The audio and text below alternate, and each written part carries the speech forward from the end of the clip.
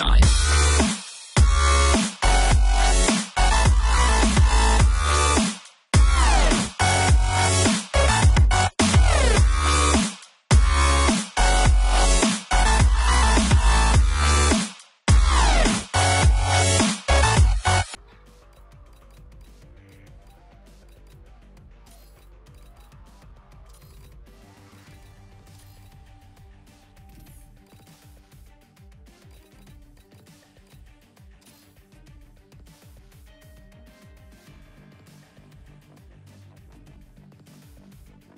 Zdraví vás Kuby. A Shaggy a vítajte pri našom novom videu z Call of Duty Black Ops 2. Konečne sme sa k tomu dostali a konečne to bude aj to tématové video. Už teda na tému náš názor na Call of Duty. V pozadí môžete vidieť gameplay z mapy Raid, Hollywood Hills USA, to je vlastne jedno. Capture the Flag nie je to veľmi moderný mód, ale nevadí. Není tam totiž ale najlepšie skóre, pretože sme mali dosť zlý tým a ja ešte naozaj na počítači už mi to nejde tak ako, lebo teraz už väčšinou Advanced Warfare na PlayStation zvyknem hrať. To je všetko a môžeme teraz začať s tou témou, takže Dobre, tak keď chceme začať s tou témou, takže o Call of Duty. No, takže ja som začínal s Call of Duty už ako malý. Mal som možno 7 rokov, 8 rokov a moje prvé Call of Duty, čo som hral, bol Call of Duty 2. Bolo to dosť úspešná hra vtedy a myslím, že vtedy som to nemal ako na multiplayer ako kúpené. Vtedy som si to stiahol, vtedy sa ešte mohlo tak stiahovať, no, bolo to povolené. No a dosť som si to vtedy obľúbil, bola to moja najobľúbenejšia hra, stále som to vtedy hral. No. A potom postupne, čo vychádzali nové diely, tak tie som hral, ale potom, čo už vyšlo, myslím, že Modern Warfare 2, tak odtedy už som nehral Call of Duty a hral som Battlefield.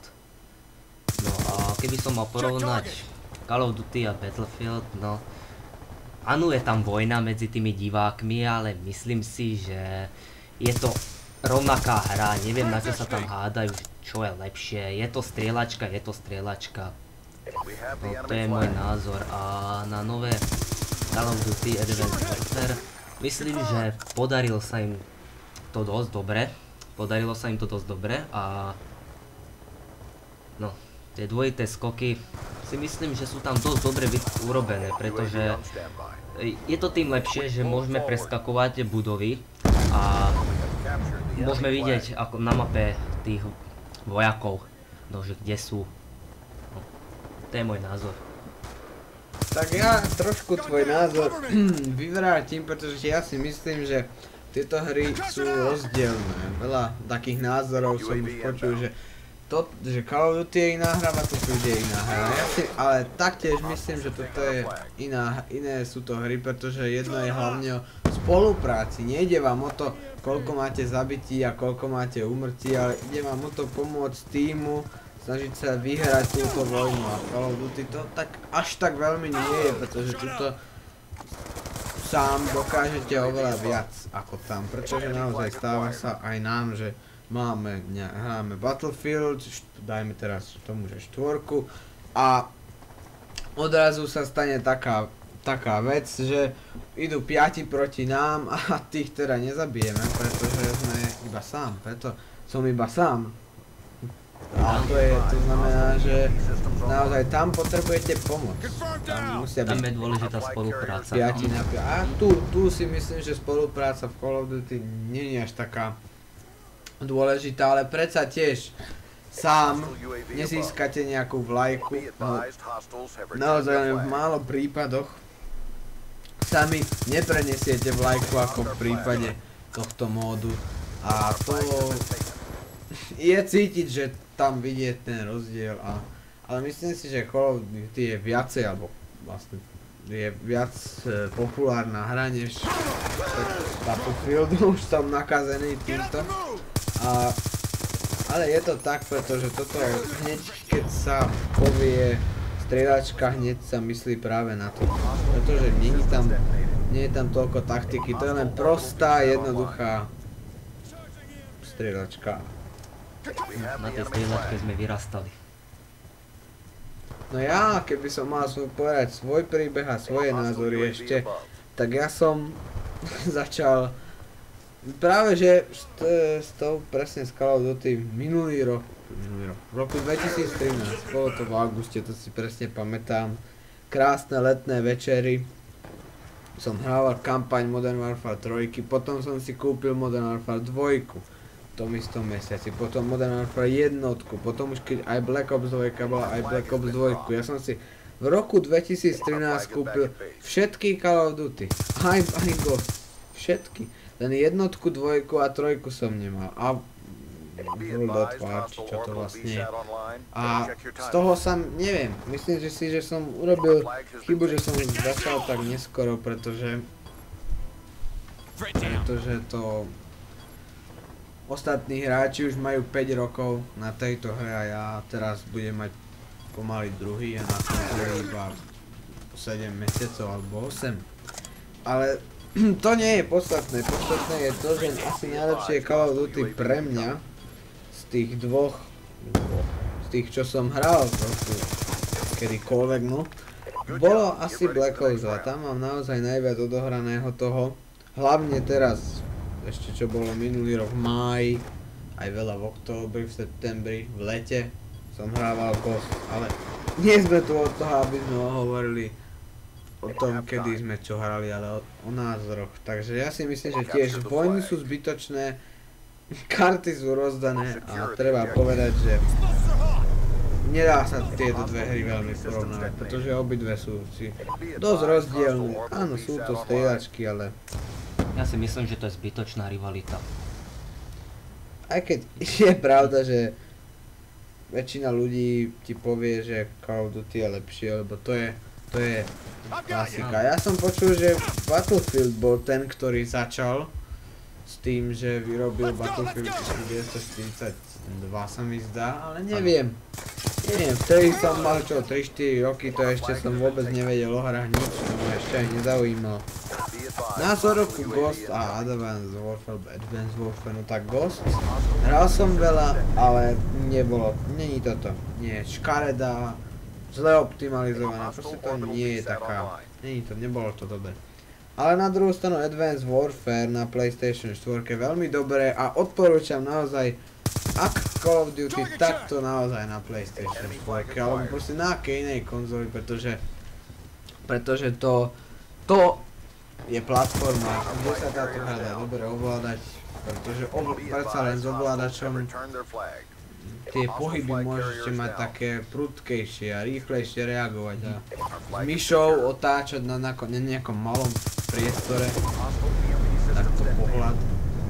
Ja sa priznám, že ja s myšou nie som veľký kamarát, mne to ide veľmi pomaly. A keď hrajem na konzoli, mi to ide lepšie, je to tam rýchlejšie pre mňa. Ale tak zase Battlefield je aj celý optimalizovaný na počítače. Celkovo na počítačoch je to krajšia hra, lepšie ide a zase Call of Duty je konzolová. Oni to naschvál takto chceli urobiť, aby nebola rivalita, lenže vidíte.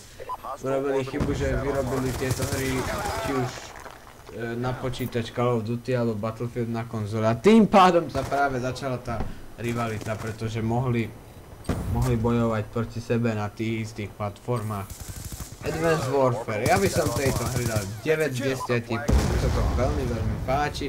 Jediné, čo sa mi tam nepáči, je, že necítim tam tie staršie Call of Duty, necítim tam, neviem, bolo niečo v tých starších, že to bolo taká dobrá, neviem, nedá sa to proste opísať, aká to bola hra, ale boli dobré, ale naozaj táto Advanced Warfare, alebo tento Advanced Warfare sa im podaril, ale ja dúfam, že sa vrátime naspäť. Ja by som bol strašne rád, keby na PlayStation 4 urobili remasterovanú verziu Black Ops 2, lebo o tom sa už aj hovorí, ale to by bolo veľmi dobré, si myslím. S lepšou grafikou, niečím novým, alebo akékoľvek staršie Call of Duty na PlayStation 4 by som zobral. Ja keď som videl poprvý trailer na Advanced Warfare, tak som si myslel, že zase to bude nepodarené Call of Duty. No ale keď som to začal hrať, u Shaggyho, tak som si uvedomil, že tá hra sa im dosť podarila a taktiež im dávam 9 bodov z 10, naozaj. Super hra. No napríklad Battlefield Hardliner, samozrejme od toho tu nie sme.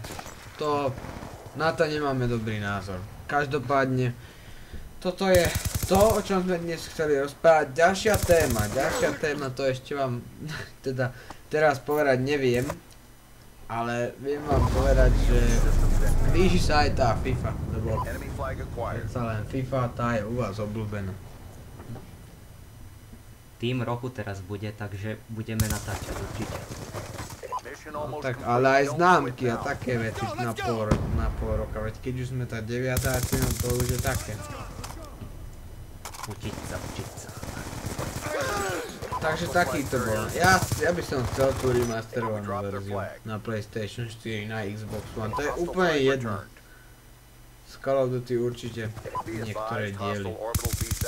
Ale predošlé diely sa im nepodarili. Ja by som povedal, že im sa nepodarilo boss Infinity Wardu. Treyarch, ten mám celkom rád. Treyarch práve vyrobil aj túto hru. A Black Ops 1. Wow, možno ešte niečo. Infinity Ward som väčšinu tých hier. Si pamätám, keď Ghost bola dosť očakávaná hra a potom jej všetci kritizovali. Ale to je záver dneška, alebo dnešnej témy. Ak sa vám video páčilo, tak dajte like. Ak chcete pokračovanie tématových videí, tak aj dajte odber. A ak máte niečo na srdiečku, tak dajte aj ten koment. Čaute. Čaute.